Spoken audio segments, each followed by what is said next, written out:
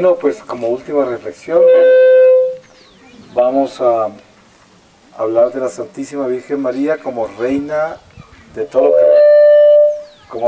lo creado. Y para esto le voy a pedir al Señor su santa palabra y les voy a leer a ustedes de la carta de San Pablo a los Corintios, de segunda carta a los Corintios, en el capítulo 12 desde el versículo 1, dice: hay que gloriarse, aunque no conviene, hablaré de las visiones y revelaciones del Señor. Conozco a un hombre en Cristo que hace 14 años, si en el cuerpo no lo sé, si fuera del cuerpo tampoco lo sé, Dios lo sabe, fue arrebatado hasta el tercer cielo. Y sé que este hombre, si en cuerpo o fuera del cuerpo no lo sé, Dios lo sabe, fue arrebatado al paraíso y oyó palabras inefables que al hombre no es lícito pronunciar. De ese hombre me gloriaré, pero de mí mismo no me gloriaré, sino es de mis flaquezas. Pero aunque quisiera gloriarme, no sería un necio, pues diría la verdad. Sin embargo, me abstengo, para que nadie me atribuya algo por encima de lo que ve en mí o de mí oye, o a causa de la grandeza de las revelaciones. Por eso, para que no me engría, me fue clavado un aguijón en la carne, un ángel de Satanás, para que me abofetee y no me envanezca. Por esto, rogué 3 veces al Señor que lo apartase de mí, pero Él me dijo: te basta mi gracia, porque la fuerza se perfecciona en la flaqueza. Por eso, con sumo gusto me gloriaré más todavía de mis flaquezas, para que habite en mí la fuerza de Cristo. Por lo cual me complazco en las flaquezas, en los oprobios, en las necesidades, en las persecuciones y angustias, por Cristo, pues cuando soy débil, entonces soy fuerte. Palabra de Dios. Te alabamos, Señor. Nosotros somos por excelencia un país mariano aquí en Colombia y tenemos una relación muy íntima con la Virgen María. Es algo que ocurre mucho también en México, en Portugal. Era el caso de Francia, tristemente no lo es ahora, pero es una experiencia mariana. Ya quisiera uno que toda la Iglesia Católica en el mundo entero tuviera una relación tan íntima con la Virgen. Desafortunadamente no lo es así. Pero nosotros podemos decir que en Colombia hay una experiencia de María muy peculiar, muy grande y muy especial. Inclusive pasa un poquito también como lo que pasa en México, que a veces hay una experiencia tan grande de María que se olvidan de Jesús. Eso pasa en México. No lo hacen con malas intenciones, sino que en un momento dado hay mucha cultura, por ejemplo en México con los indígenas, que la Virgen de Guadalupe es una diosa para ellos, ¿no? Y a través de eso se entran a la iglesia y eventualmente entran en la razón. Obviamente que entre nosotros también, en la religiosidad popular, hay muchas interpretaciones muy erróneas de las devociones a María y también la diosifican y lo que hacen es hacerle daño a la iglesia y se hacen daño a sí mismos también porque creen que María hace milagros y es como cuando uno cree que los santos hacen milagros. Ustedes se han dado cuenta, a mí me pasa a veces que estoy en algún lugar y me dicen: mire, usted que ha tenido experiencias con Dios tan fuertes, ¿me podría recomendar una novena bien fuerte, bien poderosa? Porque he hecho como 6 y no me ha funcionado ninguna. Entonces se da uno cuenta que están detrás de cosas que no son, pero la realidad es que Dios utiliza todo. Como dice algunos apóstoles, en la iglesia muchas veces encuentra uno gente que no ha cambiado por años y vive en pecado mortal, como tanta gente que vive sin casarse, o gente que vive del robo, o gente que vive sin perdonar. Y hay mucha gente en la iglesia así, y dice: mejor que estén en la iglesia, porque de pronto un día podrán cambiar. Y Jesús vino por los enfermos. Pero lo que uno quiere es que la gente realmente se despierte y cambie, no se queden así, no se queden en pecado mortal. Es como recoger un herido en la calle, llevarlo al hospital y sacarlo antes de que lo curen. No se puede. O dejarlo allí sin que lo atiendan. Pues un alma en la iglesia es un alma herida y necesita ser sanada. Y la iglesia quiere sanarla porque es un hospital de almas. Entonces, cuando nosotros encontramos el misterio de la Virgen María, yo no soy nadie para hablarles de María, porque hablar de María es hablar del misterio de la encarnación de Jesucristo. Y este es un misterio tan grande que no hay palabras para siquiera comenzar a describirlo. Lo único que yo puedo hacer es compartirles desde mi experiencia de Dios lo que yo he vivido con la Virgen María. Y sin necesidad de adentrarme en la parte mística de mi experiencia con ella, porque quiero centrarme más bien en la experiencia religiosa y la experiencia de la iglesia, para que sea como mucho más concreto en lo que es doctrina, no porque yo sea un teólogo, ni mucho menos especialista en ciencias religiosas, pero desde una visión personal de la iglesia en María, yo puedo compartir que cuando nosotros descubrimos a través de la palabra revelada, y eso sí creemos en la sana teología, y creemos que Adán y Eva sí existieron, porque ustedes saben que hoy tenemos todos estos teólogos modernos y nada para ellos existió. Moisés no partió las aguas, Jesús no multiplicó panes, tampoco resucitó con un cuerpo físico, no existió el diluvio, no hay tal Adán y Eva. Y sin embargo nosotros cuando leemos la palabra estamos leyendo por ejemplo San Pablo y dice: por un solo hombre entró el pecado al mundo, que es el Adán de la tierra, y por un solo hombre llegó la gracia y la vida, que es el Adán que vino del cielo, que se llama Jesucristo. Y Jesús mismo en el Evangelio menciona a Adán varias veces. Entonces uno diría, ¿será que Jesús mintió y San Pablo también? Y ahora vienen estos teólogos modernos a decirnos que es simplemente una idea, que es que esos son ejemplos que se ponen para, que son ejemplos casi que simbólicos. Pero esa no es la realidad. La realidad es que si nosotros creemos que la palabra revelada es palabra de Dios, y Dios nos ha enseñado a conocer el principio de la creación, y también nos señala cómo van a suceder los acontecimientos del fin de la caída del hombre, que es el regreso de Jesús. Entonces, si creemos en eso, podemos entender este misterio de María, que es la nueva creación en Jesucristo. ¿Y por qué nueva creación? Nosotros escuchamos de la nueva era, y la nueva era, pues ustedes saben que es lo más viejo que hay. Es hasta irónico que se llame nueva era, pero es que tiene sentido, porque era quiere decir algo que comienza y termina, por eso se llama una era. Entonces la nueva era es la mortalidad, es la caída del hombre en el pecado, esa es la nueva era. Y todo lo que tiene que ver con la caída, con el espíritu de la caída, que es el espíritu de la muerte, que es el pecado, que es Satanás, la serpiente vieja, el diablo, como se llama, eso tiene que ver con el espíritu del mal, es la nueva era, porque tiene un principio y fin. La nueva creación en Jesucristo comienza con la encarnación del Señor y no termina nunca. Es un reino que perdurará para siempre. Por eso se llama la nueva creación en Jesucristo. ¿Y por qué se llama una nueva creación? Porque el Señor, cuando nosotros caímos en el pecado original, quedó maldita la creación entera. Por eso San Pablo dice que la creación se revuelca en dolores de parto, esperando su salud. Porque la creación se nos fue entregada a nosotros. Ustedes se dan cuenta en el Génesis que el Señor le entrega, crea todos los animales y le dice a Adán que le ponga nombre a los animales, ¿no? Y empieza y le da fuerza sobre la naturaleza, sobre la creación. Después, cuando cae el hombre, también cae la naturaleza.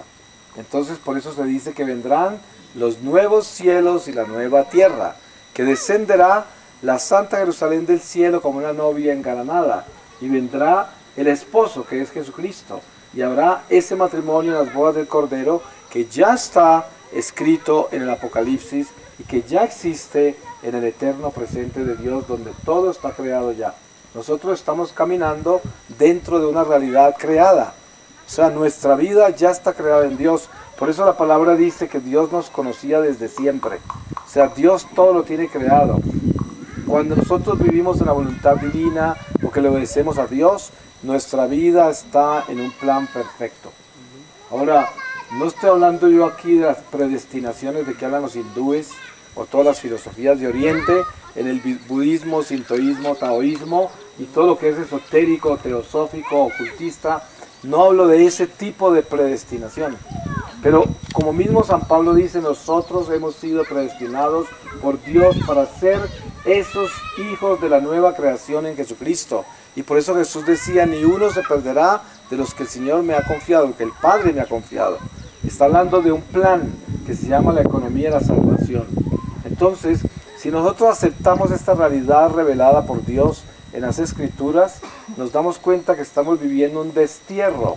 Por eso, en las oraciones a María, se habla de nosotros los desterrados hijos de Eva, en este valle de lágrimas. Eso se habla. Estas oraciones no son simplemente una oración religiosa para hablar con María. Eso tiene un contenido teológico y tiene historia sagrada. Y tiene una realización del estado en que se encuentra nuestra vida. La vida nuestra, que es un don maravilloso que Dios nos ha dado, que debemos glorificar a Dios todos los días por ella, es una vida que tiene que existir dentro del misterio de la voluntad divina para poder que tenga trascendencia a la plenitud del mundo espiritual. De lo contrario, si esta vida nuestra no existe dentro del misterio de la voluntad divina, al final de esta vida no trasciende hacia la luz y cae al abismo, a las tinieblas donde cayeron una tercera parte de los ángeles, que también lo vemos en el capítulo 12 del Apocalipsis, como San Juan lo vio, que una tercera parte cayeron. Ahí tenemos que darnos cuenta de dónde estamos, porque en esa revelación a San Juan se le muestra que él escucha una palabra, después de que vio toda la batalla entre los ángeles y cómo triunfó el ejército de Dios en cabeza de San Miguel, los que entregaron su vida, entregaron todo por la lucha, por la verdad, por el Señor. Y entonces después de eso escuchó una palabra en la cual glorificaban a Dios y a todos los espíritus de Dios que estaban en el cielo, porque ya habían arrojado a aquel que acusaba a sus hermanos, que era la serpiente, el diablo, que era Lucifer, y ese lo arrojaron con todos sus ángeles. Pero hay que tener hay que escuchar esto con cuidado. Lo arrojaron a la tierra, con todos sus ángeles a la tierra. No lo arrojaron a Marte, ni a Júpiter, ni a ningún otro lado, a la tierra.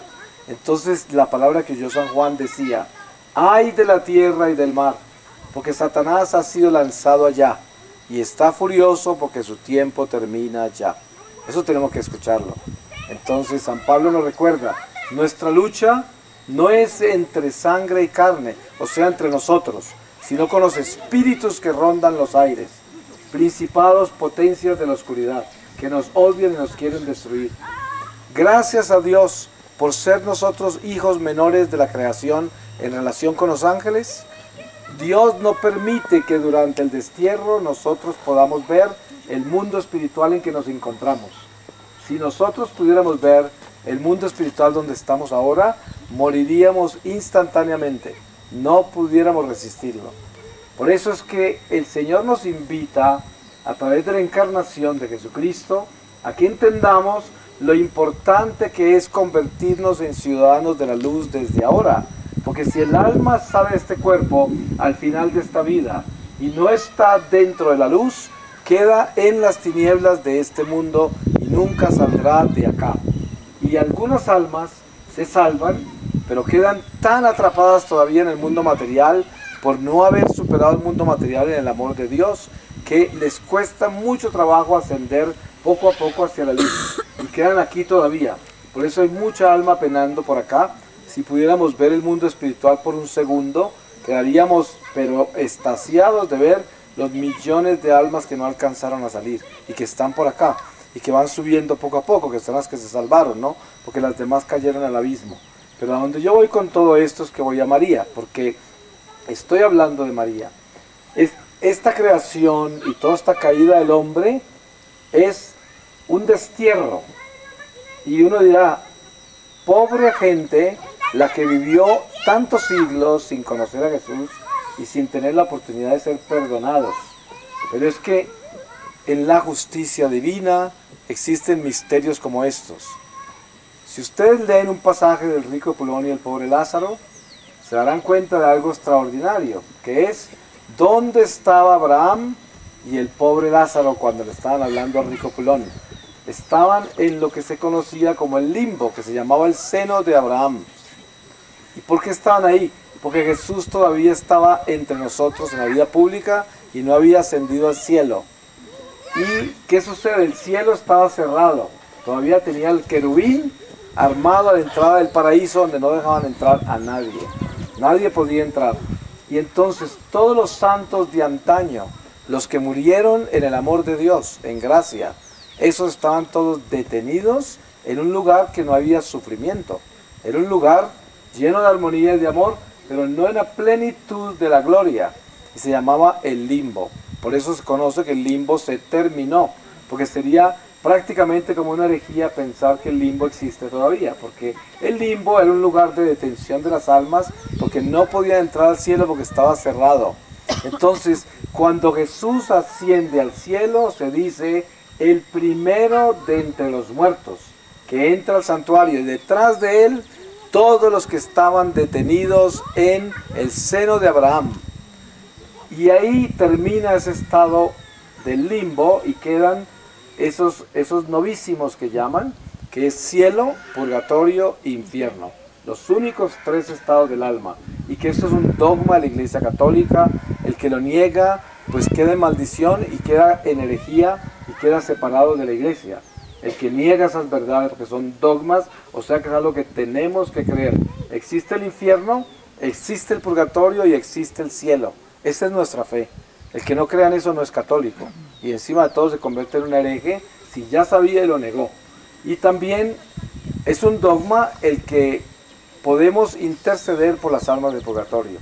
También es dogma de la Iglesia, es algo que la Iglesia nos enseña como una realidad, de que nosotros podemos ayudarlas. Y también es revelado que las almas del purgatorio nos ayudan a nosotros también, porque es una iglesia que se llama iglesia sufriente, purgante, pero está años luz adelante de nosotros, porque las almas del purgatorio jamás quisieran regresar acá. Ellas ya, es como yo querer regresar al vientre de mi madre, ya salí de ahí. Cuando las almas salen de este mundo material, entraron a la plenitud de la vida, no a la plenitud de la gloria todavía, pero a la plenitud de la vida, y por eso jamás van a querer regresar acá. Esto ya es un vientre, esto es un vientre, y ya salieron.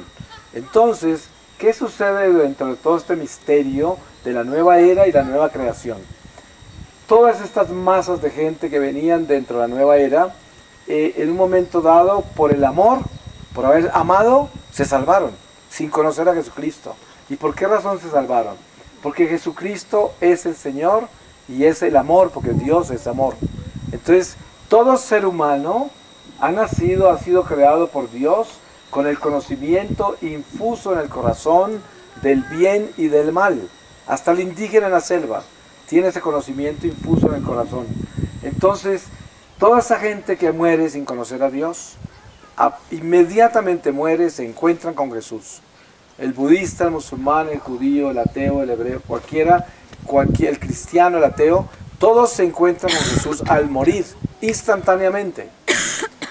Y nos encontramos con Él solitos, porque Dios es omnipresente. Eso quiere decir que Él está en todo y en todos al mismo tiempo. Por eso si yo me muero, si nosotros nos muriéramos todos en este momento, porque nos cae aquí cualquier cosa encima, lo cual es totalmente posible, ¿cierto? Y quedaríamos cada uno solitos al frente del Señor. Porque así de misterioso es esto y así de grande es Dios. Entonces, esa persona que no ha conocido a Dios y se murió, instantáneamente se encuentra al Señor. Si vivió de acuerdo al amor de Dios, inmediatamente ve a Jesús, le da el señorío a Jesús y lo reconoce como su Señor, porque toda la vida vivió en el amor y por lo tanto ese amor es Dios.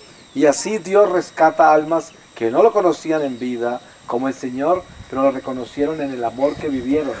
Esa es la misericordia de Dios. Pero a nosotros que se nos ha revelado lo que se nos ha revelado, se nos pedirá mucho más, porque nosotros tenemos todas las verdades en nuestro corazón, por el Espíritu Santo que se nos ha sido dado a nosotros en Jesucristo, por la obra de la redención. Entonces, de repente, a pesar de esta pedagogía tan increíble que comienza con Abraham, ustedes saben que antes de Abraham, el pueblo navegaba por la tierra en el destierro y Dios no le hablaba a la gente. Eso era muy escaso lo que puede existir antes de Abraham, de que Dios se está comunicando con los seres humanos. Eso era muy poco. Al principio vemos que Dios le habló a Caín para llamarle la atención. y le dijo, ¿dónde está tu hermano? La sangre de tu hermano clama por justicia del vientre de la tierra. Y lo desterró. Sin embargo, era el principio del destierro, y a Caín no le quitó nada sino la vecindad a su familia, y lo mandó a una tierra lejana, pero le dio cómo subsistir. Inclusive se ve que hasta le dio bendiciones a nivel material para subsistir. Sin embargo, todos los descendientes de Caín se encuentran dentro de la historia sagrada de la humanidad, se encuentran todavía en estados de maldición, razas enteras. En algunas revelaciones se ha visto que todo el África y todo el Oriente pagano son descendientes de Saín y de Caín, y también de Can después del diluvio. Entonces, que es el hijo maldito de Noé. Entonces, ¿qué sucede? Que nosotros debemos entender que Dios, en esa pedagogía tan increíble que nos ha llevado por tantos siglos, en un momento dado, el Señor nos llama a vivir la experiencia de las experiencias, que es el perdón al destierro. El perdón, esto es un plan de Dios que estaba ya hecho desde el principio, porque miren que los ángeles fueron probados. Los ángeles fueron creados como intelecto puro, y como ellos se rebelaron contra Dios, por tener intelecto puro pecaron para siempre, cometieron un error eterno. Esto no lo podemos entender nosotros. No hay forma de racionalizar este misterio. No hay explicación racional para la existencia del mal. Por eso Dios nos advierte que no escudriñemos en sus misterios, que los dejemos quietos, porque como San Pablo explica, al final de esta vida, todo será conocido como nosotros somos conocidos. O sea, todo será revelado en la plenitud. Y no porque no se nos ha dicho ahora, porque se nos ha dicho todo, y eso que se nos ha dicho debíamos vivirlo en fe. Sin embargo, ustedes ven gente que se convierte en ateos. ¿Por qué se convierten en ateos? Porque a través de la razón no encontraron a Dios. Y como no lo encontraron a través de la razón, Dios no existe para ellos. Porque tendrían que haberlo entendido. Eso se llama soberbia humana, que viene del pecado original, que es la serpiente diciéndole a Eva, seréis como Dios si comes de esa fruta. Pero vemos que antes de eso, Dios había instruido a Adán y Eva y les dijo, pueden comer de esto y de aquello, mas de este árbol no coman, porque se mueren. Y entonces comieron y la muerte entró. En todo ese destierro hasta Jesús, cuando empieza Abraham, encontramos algo increíble que es Melquisedec. Ustedes se dan cuenta que Melquisedec era el rey de Salem, que no era una ciudad muy grande, pero era un reino.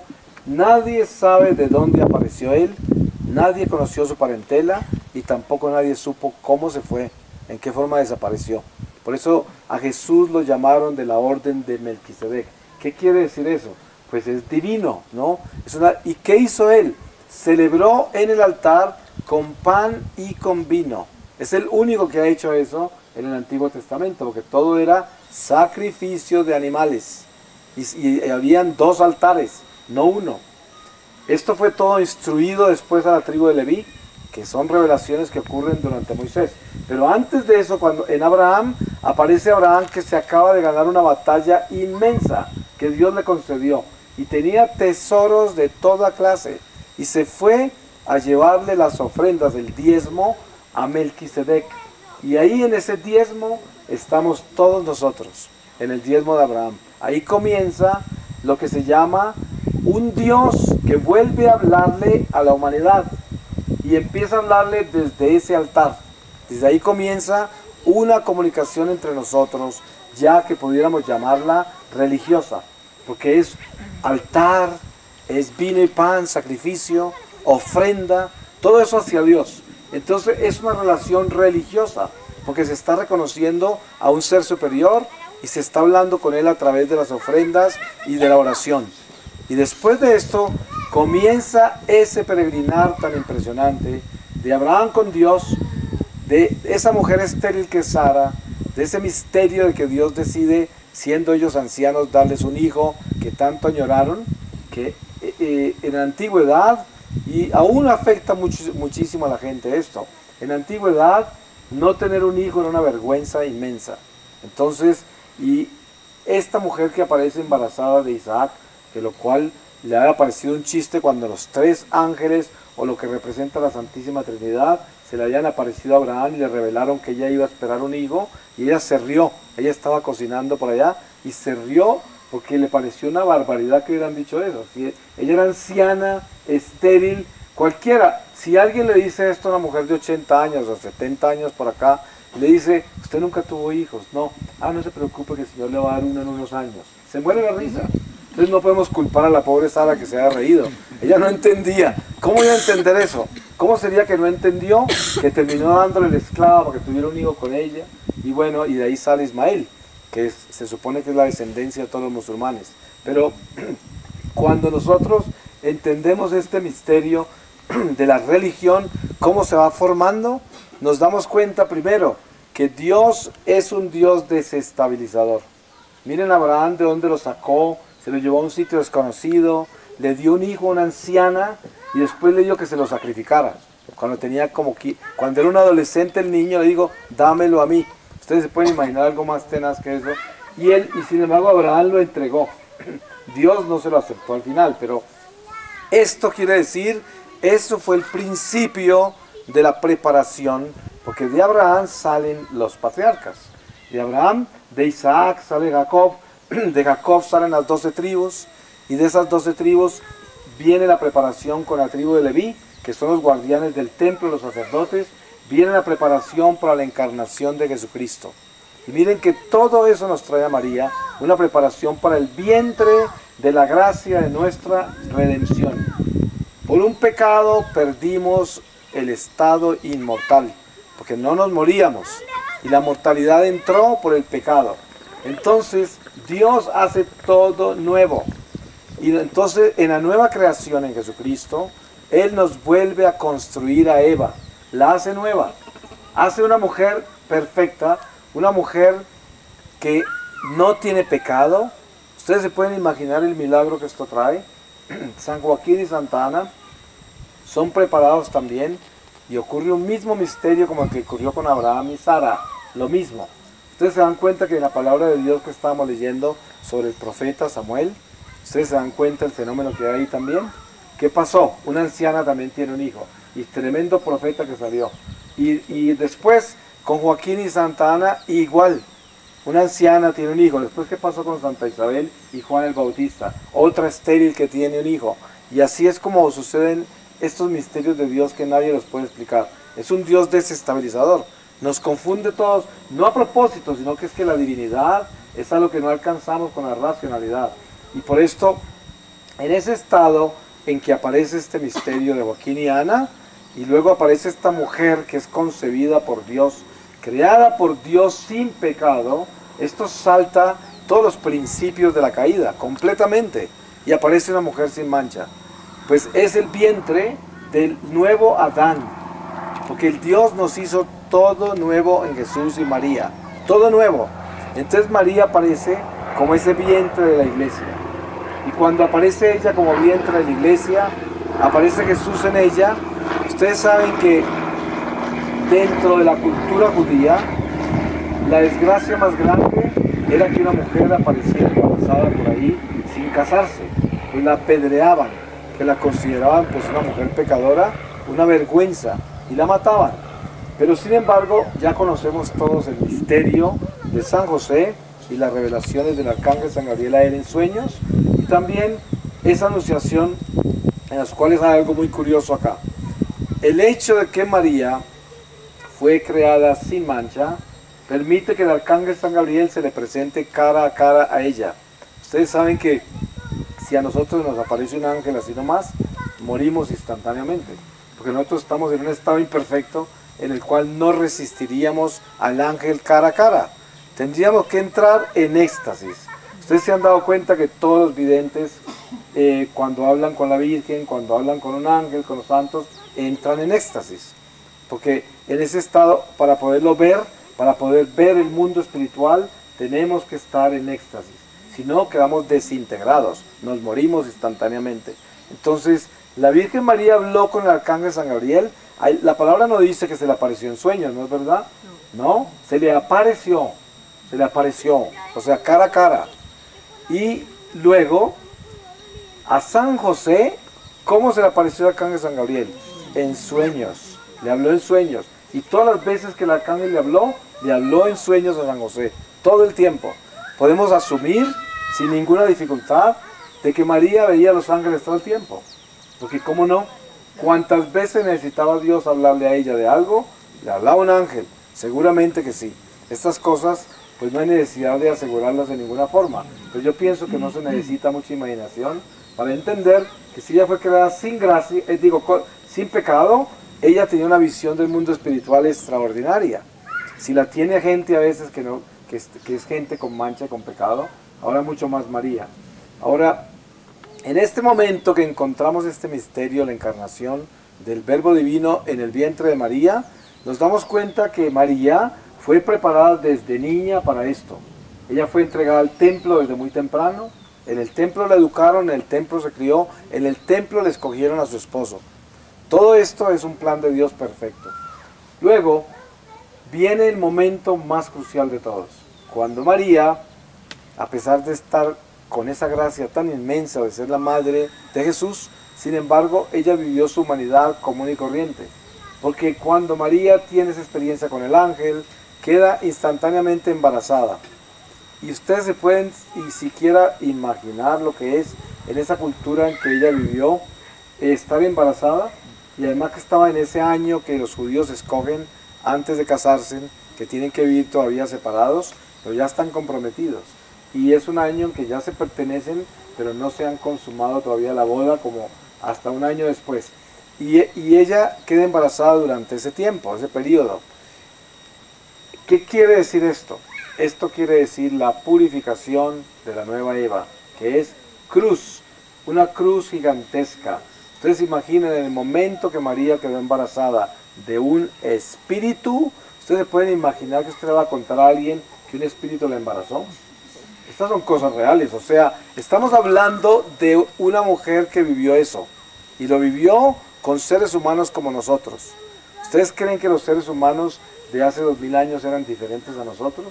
Eran lo mismo, odiaban, se reían, lloraban, cantaban igual que nosotros, se dormían, se levantaban, comían, trabajaban, sufrían, iguales seres humanos como nosotros, que estaban en la cultura hebrea, cultura romana, quién sabe, griega, no importa, seres humanos común y corriente. ¿Ustedes creen que los tatarabuelos de nosotros eran muy diferentes a nosotros? No, tal vez no iban a un centro comercial, ni tenían automóvil, pero eran la misma gente que se levantaba a trabajar, a comer, a llorar, a reírse, igual que todos nosotros. Y por eso a María le tocó levantarse de ese misterio, embarazada por un espíritu, y tener que estar entre gente común como nosotros. ¿Qué? ¿Ustedes creen que ella le podía explicar eso a alguien? La única persona en quien ella tomó asilo para esto fue su prima, porque el mismo arcángel le reveló que ella, siendo estéril, siendo anciana, estaba esperando, y ya le contó. Entonces, ¿qué hizo ella? Se fue para allá, porque era el sitio donde ella podía encontrarse con la misma realidad, que no podía compartirle a nadie. Usted sabe que ella le guardó silencio hasta San José. Inclusive, si el arcángel San Gabriel no le revela a San José eso, pues la Virgen nunca hubiera ido a contarle nada, porque ella estaba en un silencio que no podía ni siquiera manejar ella misma. Tenía que manejarlo el Espíritu Santo, porque era un misterio demasiado grande. Ustedes se pueden imaginar, cualquiera que venga y me diga a mí, estoy embarazada de un espíritu. Yo digo, wow, eso sí está bien complicado, ¿no? Pero esta es una realidad que María vivió, una realidad. Y entonces ella, como ser humano, vivió humanamente toda la experiencia divina. Por eso la palabra dice, y ella guardaba todas estas cosas en su corazón. Se dice en la purificación que hizo en el templo, cuando aparece el profeta Simeón, y aparece la profetisa, y le cuentan todo lo que le contaron, y ella guardaba todo eso. En el momento que se lo contaban, obviamente que su alma estaba preparada para esa verdad, y ya conocía su alma esa verdad. Pero ella se iba despertando a toda esa gracia a medida que iba aconteciendo todos los misterios de la encarnación de su Hijo. Y entonces, cuando nosotros comenzamos a compenetrarnos en una mariología, que es recibir a María como el vientre de Jesús, como el vientre de la iglesia, como la nueva Eva en la nueva creación, como la esperanza del fin de la muerte, como la esperanza de la nueva creación en Jesucristo que descenderá sobre nosotros en la Santa Jerusalén. Mucha gente dirá, ¿será que nos va a tocar a nosotros? La respuesta es esta: si usted cree en Jesucristo y usted entiende lo que Jesucristo nos prometió, entonces esto quiere decir que no va a morir. Entonces, esté en cuerpo o en alma, aquí estaremos para el descenso de la Santa Jerusalén. Estaremos todos acá. ¿Por qué razón? No existe dimensión específica como la que nosotros conocemos en el mundo material, en el mundo espiritual. Cuando una persona trasciende al mundo espiritual, no es que se traslade a una dimensión lejana de nosotros, no, entra en un estado superior. Nosotros dentro de la iglesia vivimos jerarquías. Cuando una persona ya comienza a vivir en fidelidad a Dios desde ahora, comienza a entrar en la jerarquía eclesiástica, en la iglesia terrenal. Cuando muere, entra a un rango superior del ejército de Dios y continúa peleando en la tierra la batalla por la salvación de las almas que estamos acá todavía, hasta que Jesús regrese. Por eso se dice que las tres iglesias, tierra, purgatorio, cielo, están unidas en la comunión de los santos en una sola. Y por eso hay santos que nos han revelado eso de una manera muy sutil, como el Padre Pío, Santa Faustina y otros santos que han dicho, Santa Teresita del Niño Jesús, viviré el cielo misionando en la tierra, haciendo misiones. Pero es que todos lo hacen, todos los santos están entre nosotros, solo que ellos no están en el mundo material, están en el mundo espiritual. Y entonces seguimos juntos. El día que regrese Jesús y descienda a la Santa Jerusalén del cielo, todos estaremos juntos, así estemos en cuerpo o en alma, estaremos juntos. Por eso sí nos va a tocar a todos nosotros el regreso de Jesús y el descenso de la Santa Jerusalén del cielo. Con lo que estoy diciendo yo, estoy asumiendo que todos nos vamos a salvar, porque imposible que seamos tan brutos que no le vamos a obedecer a Dios, ¿cierto? Porque estamos diciendo, ¿qué tal que usted, conociendo todo lo que se les ha revelado, no quiera cambiar, no quiera entrar en gracia y quiera seguir en pecado y condenarse? Tiene que ser muy bruto, ¿no es verdad?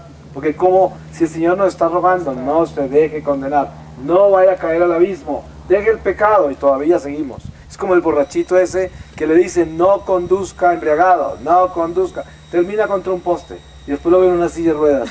Ojalá le hubiera oído a mi abuela, toda la vida me dijo, ya está parapléjico ahí, ya no puede moverse, quién sabe, ya no hay remedio. Y eso le pasa a las almas en el infierno. Se cayeron allá y toda la vida, en todas las esquinas, el Señor les dijo, te vas a condenar si sigues en pecado, te vas a condenar, nunca le pusieron cuidado. Y ya eso no tiene reversa, como dicen, ¿no? Pero en este vientre de María, donde nosotros encontramos esta realidad tan extraordinaria de descubrir que María es mucho más que una historia de una mujer que le dio a luz a Jesús. Porque miren que muchas veces la mariología nuestra es muy pobre, es simplemente una señora que nos hace milagros, es una señora que nos ama, es una señora que nos dio el rosario, es una señora que es tan buena, que nos ama a todos y nos quiere, nos cuida, y de ahí no pasa esa mariología. Yo digo, tenemos que meternos mucho más en el misterio de María para entender cómo comunicarnos con ella. Yo les voy a contar una experiencia triste que yo tuve con relación a María al principio de mi conversión. Cuando yo regresé a la iglesia, cuando el Señor me llamó, yo tenía 47 años, llevaba 33 años lejos de Dios. Y regreso a la iglesia ya cuando tenía 48 años. Y estando en la iglesia en California, donde yo vivo, pues donde he tenido mi residencia desde el año 75, estaba por allá en el año 98, de regreso a la iglesia católica. Iba a una iglesita pequeña cerca donde vivía, en Los Ángeles. Y en esa iglesia habían unas estatuas de Santa Teresita del Niño Jesús y de la Virgen María en un cuartico a un lado. Y yo siempre entraba por ahí, pero no las miraba, sino que yo me agachaba y rezaba. Y después descubrí que era que yo había perdido totalmente la imagen de la mujer, porque la tenía pervertida.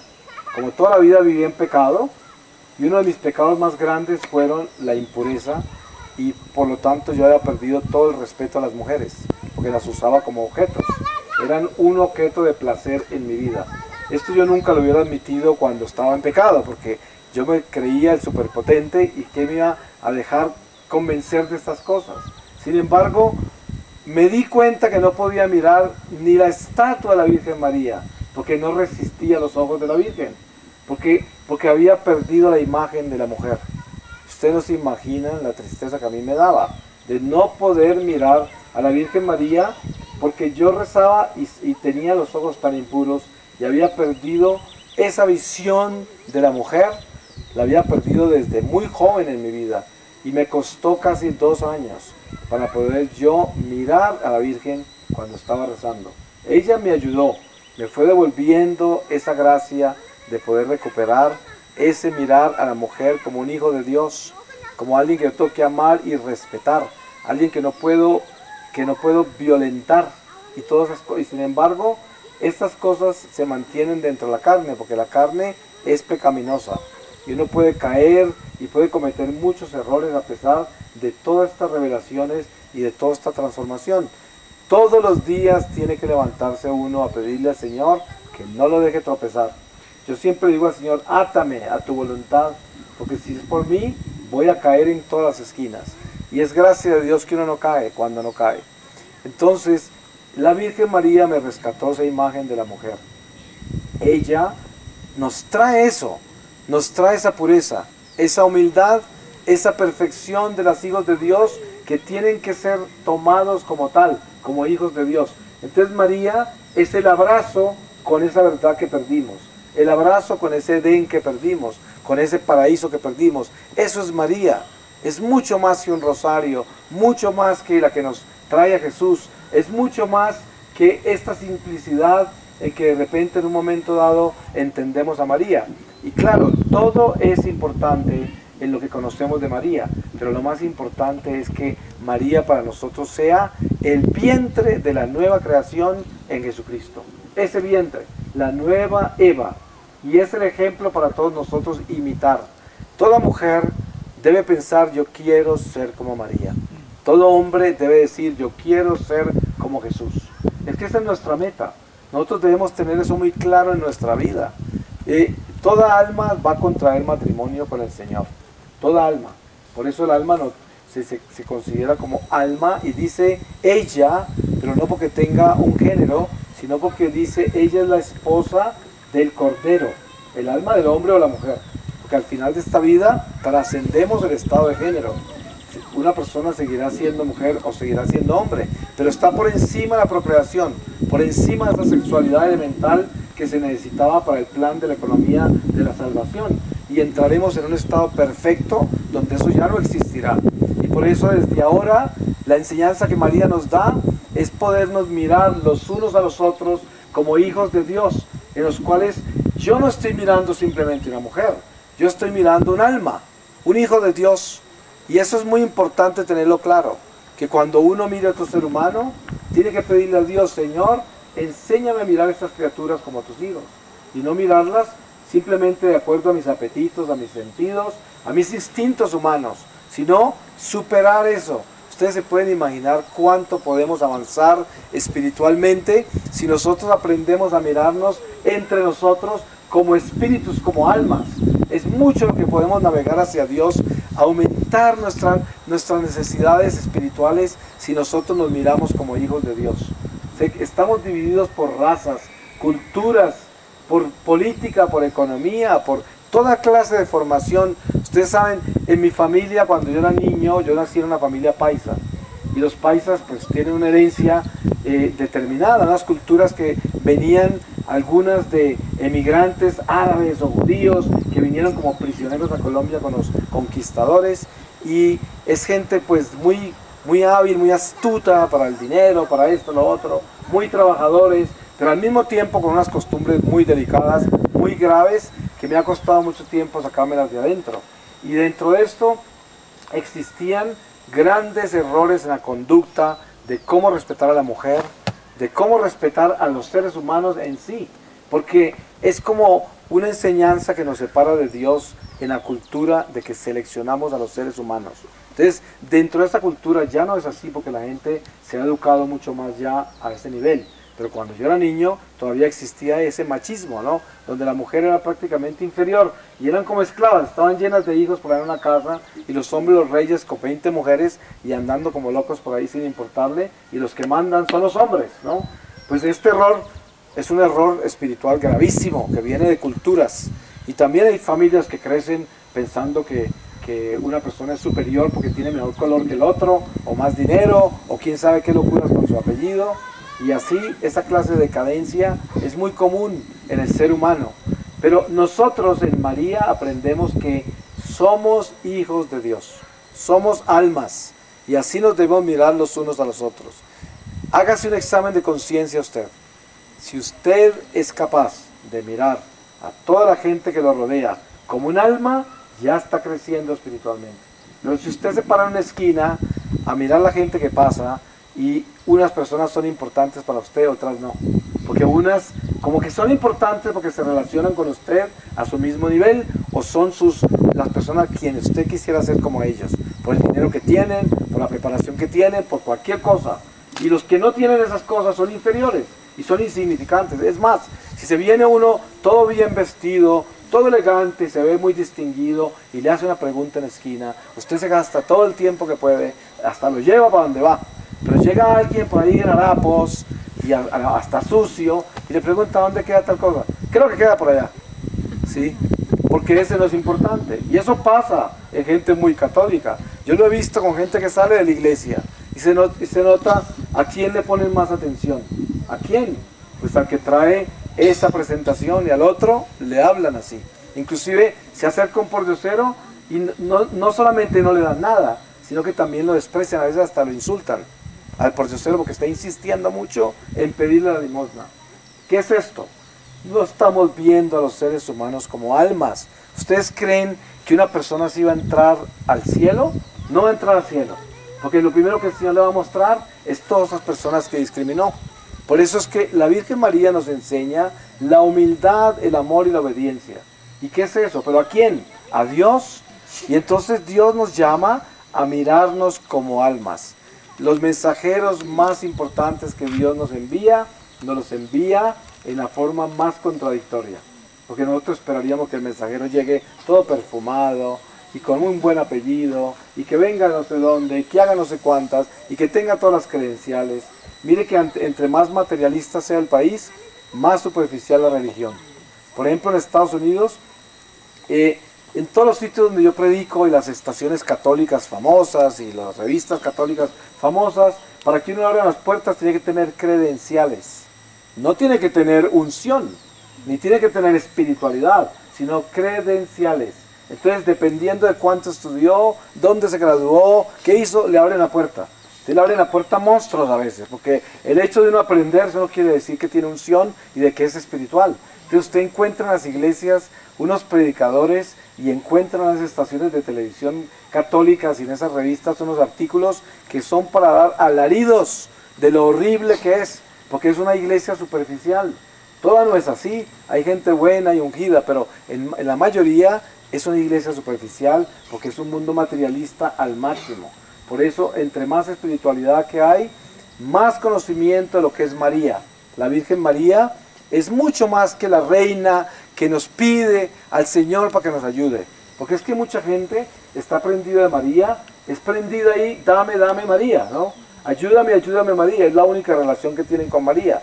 Cuando la realidad es que la oración a María es hazme como tú. No es pedirle cosas simplemente, hazme como tú. Porque si yo quiero verdaderamente vivir la espiritualidad de la iglesia como Jesucristo me la enseñó, es antes de estar como un pordiosero detrás de milagros, lo que tengo que estar es pidiéndole al Señor mi santidad, pidiéndole la conversión verdadera de mi corazón y pidiéndole al Señor que haga de mí un instrumento de su voluntad, que es lo que la Virgen dijo, ¿cierto? Ahí aquí la esclava del Señor, hágase en mí según tu voluntad.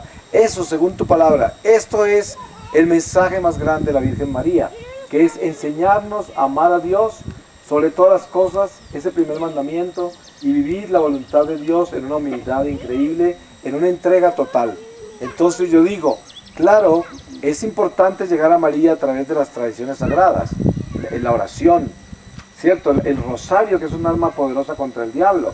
La consagración al Inmaculado Corazón de María. Ustedes saben lo importante que es que un católico se consagre al Corazón Inmaculado de María. Por eso la Iglesia en sus tradiciones sagradas tenemos la consagración a los dos corazones. Esta comunidad donde estamos en este momento es una comunidad de los dos corazones. Es precisamente el mensaje de la Iglesia Católica, son esos dos corazones cuando se trata de la batalla espiritual y el caminar con el Evangelio en los dos corazones.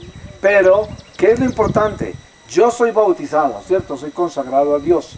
Pero ¿qué tengo que hacer? Yo tengo que vivir ese bautismo. Si soy consagrado al Inmaculado Corazón de María, ¿qué tengo que hacer? Vivir esa consagración. Yo aprendí algo del Carmelo, y es esto. Cuando los carmelitas le imponen a usted el escapulario, cada que se le acaba el escapulario, ¿qué tiene que hacer usted? Lo único que tiene que hacer es conseguirse uno nuevo. ¿Tiene que llevar a que se lo consagren otra vez? ¿Se lo impongan otra vez? No. Se lo imponen una vez en la vida. Una vez le imponen el escapulario. ¿Por qué? Porque ya le impusieron el escapulario. Es como Colombia fue consagrado al corazón de Jesús. ¿Algún poder humano puede quitar esa consagración a Colombia? Nadie.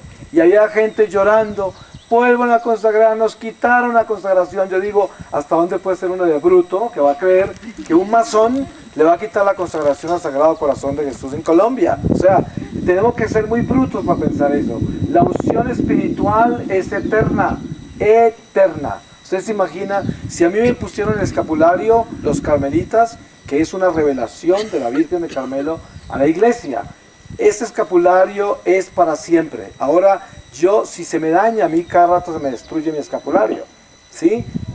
En una oportunidad se me olvidó ponerme el escapulario nuevo, ya llevaba harto tiempo, y estaba en una iglesia en México, y estaba en la sacristía esperando que me estaba introduciendo un obispo allá afuera, y había una estatua de la Virgen de Carmelo encima de un armario, gigantesca, con escapulario así, y el niño con otro escapulario así. Entonces estaba mirando yo a la Virgen y sentí muy claro que me dijo, ponte el escapulario. Yo dije, ahora ya me enloquecí, ¿no? Yo dije, bueno, si fuiste tú la que me hablaste, pues entonces mándame el escapulario. Ya he atrevido yo, ¿no? Y me fui. Ese día fue un día en México, aquí están algunos de las misioneras que estaban conmigo ese día. Ese día fue un día, yo en México normalmente me recorro como 28 ciudades en 32 días o 33. Es una maratón. Y ese día nos recorrimos 3 ciudades. Llegamos a la otra ciudad como al mediodía, a una universidad. Y terminé la charla, y cuando terminé la charla vino una niña así desde por allá y me dijo, aquí le mando a la Virgen este escapulario.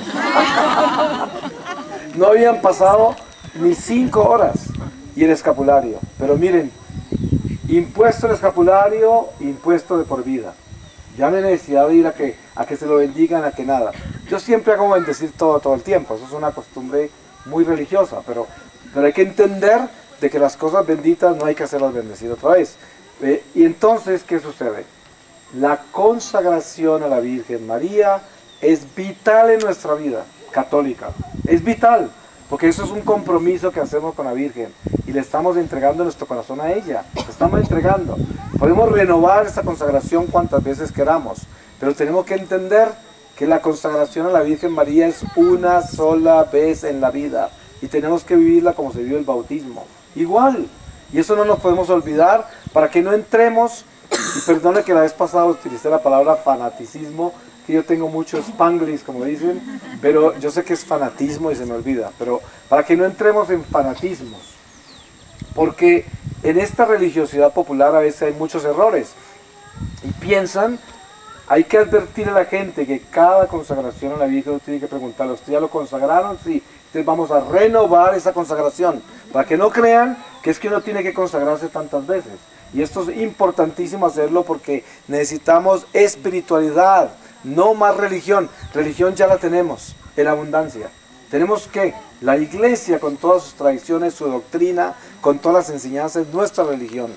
Pero necesitamos volver a la gente espiritual. Hay que enseñarles espíritu. Y las cosas del espíritu son eternas. Si yo me arrodillo y me consagro a la Virgen María, quedé consagrado eternamente a la Virgen María. Esa vez quedé consagrado. Toda otra vez es una renovación a mi consagración. ¿Ustedes se han dado cuenta un matrimonio que renueva sus votos matrimoniales en un aniversario? Cumplieron 25 años de casados, vuelven, le ponen las argollas, ¿se volvieron a casar? No, están renovando sus votos, y esto tenemos que tenerlo muy claro, porque de lo contrario la gente se confunde y andan detrás de poderes y de cosas extraordinarias. Como decir, Colombia es un país que le pertenece al Sagrado Corazón de Jesús para siempre. O sea, eso no lo puede quitar nadie, se lo puede quitar. Por mucho masón que llegue, mucho loco y satánico de todos los niveles, ¿quién le va a quitar eso? Es como dice San Pablo, ¿quién nos podrá separar del amor de Dios? Nada, ni la guerra, ni el hambre, ni las persecuciones, nada nos podrá separar del amor de Dios. Entonces es muy importante que nosotros tengamos a María, pero la tengamos desde el vientre del principio de esta historia sagrada, que la tomemos desde Adán y Eva, para que entendamos qué es María, y ese vientre cómo aparece entre nosotros, y cómo Dios vuelve a construir a Eva, y nos la entrega otra vez en la nueva creación en Jesucristo. Esa es María. María es un vientre gigantesco que es la iglesia misma, y por eso se dice que huye al desierto y pasa tantísimos años en el desierto, pero su hijo ya está sentado a la derecha del Padre. Y miren este misterio de ella por el desierto, que es la iglesia, el hijo a la derecha del Padre, y el demonio donde quedó, que se quería devorar el niño que tenía en el vientre. Esto es, por eso la Virgen de Guadalupe tiene un misterio apocalíptico tan increíble, que se va a desvelar poco a poco y más en estos tiempos que estamos viviendo, porque es una Virgen de los finales, finales. Y tantos milagros que hay. Por ejemplo, yo estoy trabajando en una obra que se llama El Silencio de Enoch. En Irlanda hay una aparición que es la Virgen de Enoch, que no es muy conocida entre la gente mariana, y es sorpresivo que no sea conocida. Un sacerdote durante la hambruna en Irlanda, que murieron 4 millones de irlandeses de hambre, porque los ingleses invadieron y les quitaron las tierras y no les daban ni trabajo, y se acabó la papa. Y bueno, el caso es que un sacerdote en un pueblito muy pequeño que se llama Enoch hizo 100 misas a las almas del purgatorio, pidiendo pues ayuda, ¿no? Y en el día que terminó las 100 misas, era una iglesita muy pequeña que tenía una rega de puerta, que era una rega pues de barrotes, y cuando terminó las misas se fue, cerró la iglesia, y resulta que empezó a aparecer una luz adentro y se empezó a venir la gente a mirar. Y en esa iglesia apareció San José, San Juan el Evangelista con la Biblia en la mano, la Virgen María y un altar con el Cordero encima y ángeles rodeándolo. Era todo lo que veían. Un mensaje que se llama el silencio, porque no hubo un mensaje de vidente, nadie, pero es la aparición de la Virgen que más testigos tiene.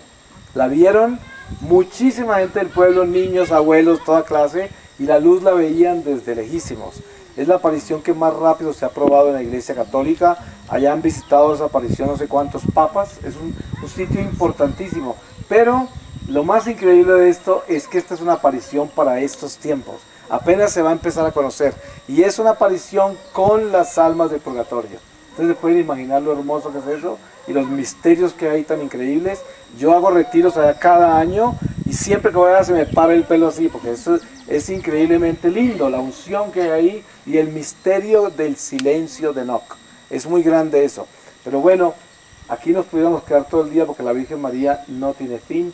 Yo me dediqué a hablar en esta forma porque pudiera hablar muchísimo de devociones, de esto, que son importantes, todo eso, pero quería llevarlos como al vientre en la historia, como a meterse más en María desde el principio y meterse en una María por encima también del ser humano, sino para llegar a la divinidad, el plan de Dios y cómo reconstruye la nueva Eva y cómo nos trae a nosotros semejante regalo tan grande que es tener entre los seres humanos a alguien sin pecado, ya entre nosotros.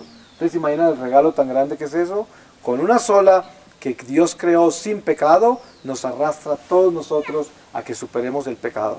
Voy a pedir al Señor su palabra, para que en esta palabra sellemos esta mañana de reflexiones.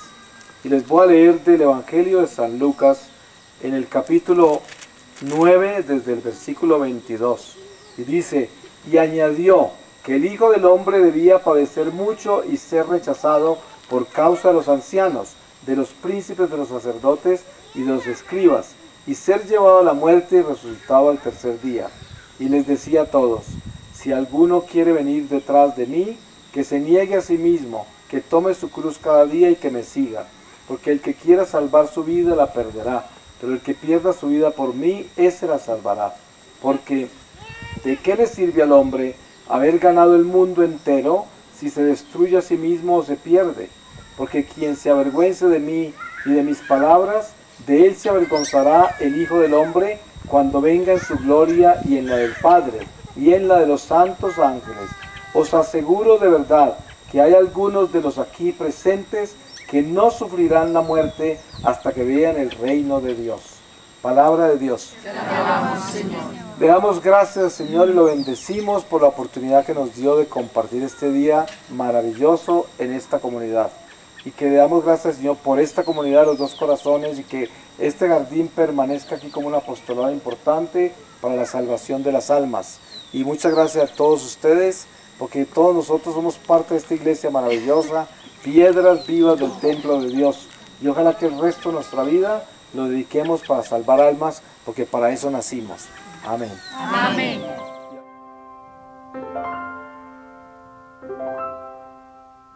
Amén.